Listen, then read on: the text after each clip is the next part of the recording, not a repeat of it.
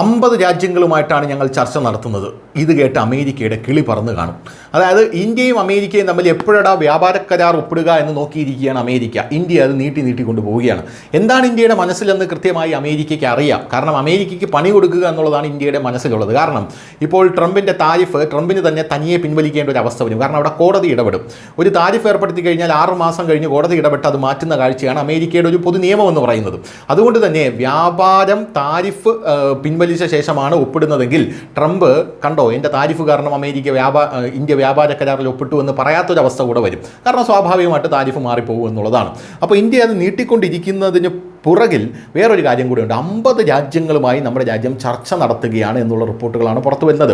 ആഗോളതലത്തിൽ അതിവേഗം വളരുന്ന സമ്പദ് വ്യവസ്ഥകൾ ഒന്നായി ഇന്ത്യൻ സമ്പദ് വ്യവസ്ഥ ഉയർന്നു വരുമ്പോൾ രാജ്യത്തിൻ്റെ വ്യാപാര വികാസത്തെക്കുറിച്ചുള്ള കേന്ദ്ര വാണിജ്യമന്ത്രി പീയൂഷ് ഗോയൽ ഒരു പ്രധാന അപ്ഡേറ്റ് നൽകി.